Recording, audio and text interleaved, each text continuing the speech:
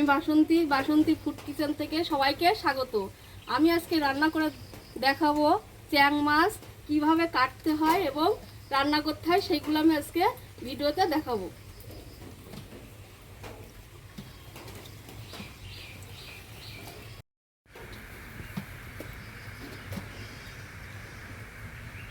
চ্যাং মাছগুলো আমি দুভাবে কেটে দেখাবো।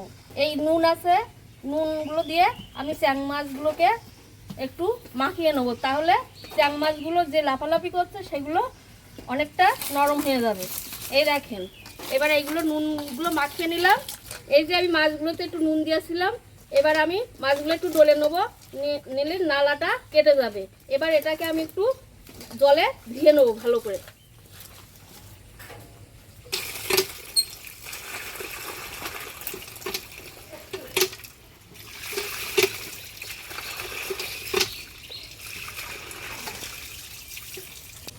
এই দেখেন, এবার এই মাছটা এবার সহসায় আমি কেটে নিতে পারবো, অনেকটা নালা নেই, নালা পরিষ্কার হয়ে গেছে।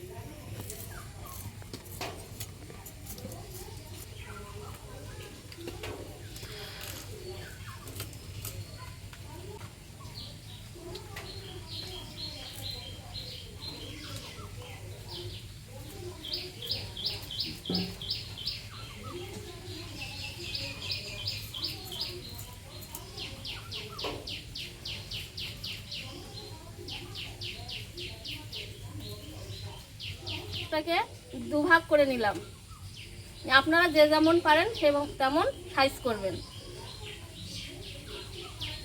এবার আরেকটা মাছ আমি দেখাবো। এই যে ছাই, কিছু ছাই নিয়েছি, শুকনো ছাই হলে ভালো হয়, আমার ছাইটা একটু ভিজে। এবার ছাইটাকে আমি এইভাবে মাখিয়ে নেব, নিলে তাহলে তাড়াতাড়ি এই যে কাটা যাবে।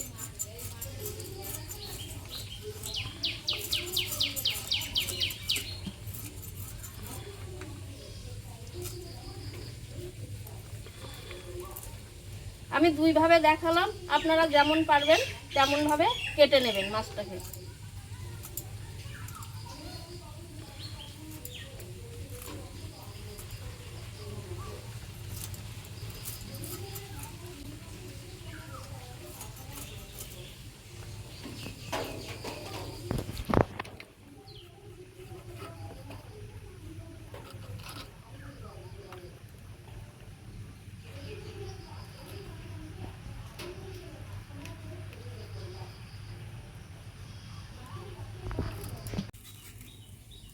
এবার আমার মাছ কাটা সব হয়ে গেছে, এগুলোকে আমি ভালো করে এবার ধুয়ে নেব।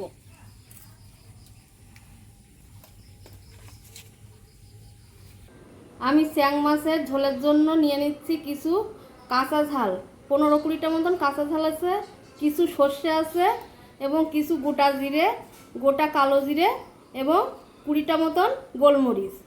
এগুলোকে আমি মিক্সারে পেস্ট করে নেব।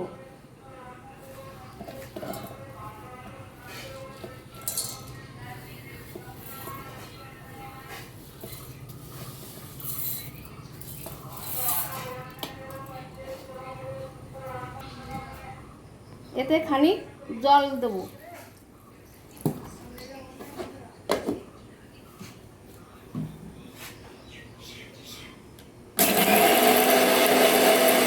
মশলাটা আমার পেস্ট করা হয়ে গেছে। আমি ওভেনটা ধরিয়ে দিয়েছি এবং কড়াটা গরম হয়ে গেছে।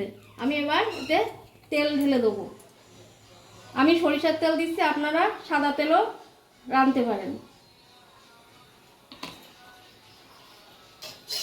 আমি মাছগুলোকে আগে নুন হলুদ মাখিয়ে রেখেছিলাম, এটাকে আমি এবার ভেজে নেব। আমার তেলটা গরম হয়ে গেছে, আমি মাছগুলোকে ঢেলে দেবো।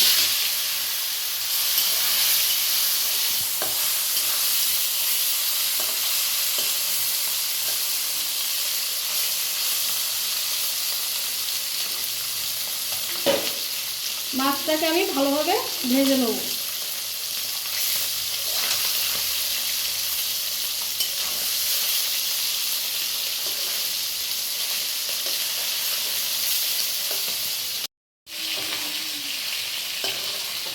আমার মাছ ভাজাটা হয়ে গেছে, এবার এতে আমি যে মশলাটা করে রেখেছিলাম সেটাকে দিয়ে দেবো।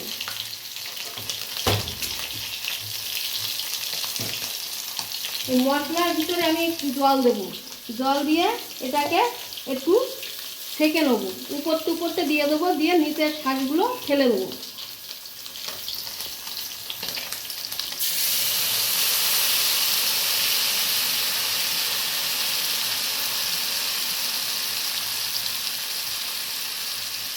যে তলার শাকগুলো এগুলো আমি নেব না।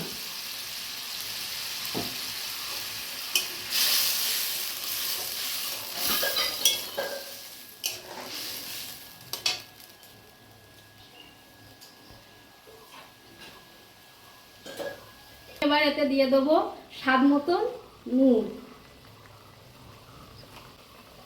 আর 1 চামচ হলুদ।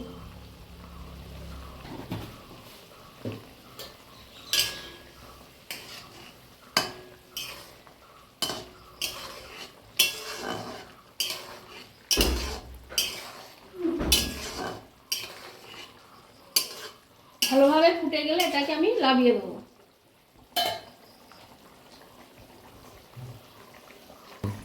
এই নামানোর আগে আমি একটু কাঁচা তেল ব্যবহার করব।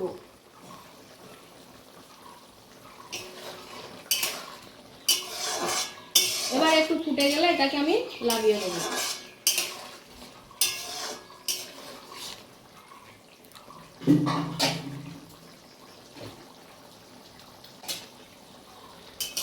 আমার মাছের ঝোলটা কমপ্লিট, এবার আমি এটাকে নামিয়ে নেব।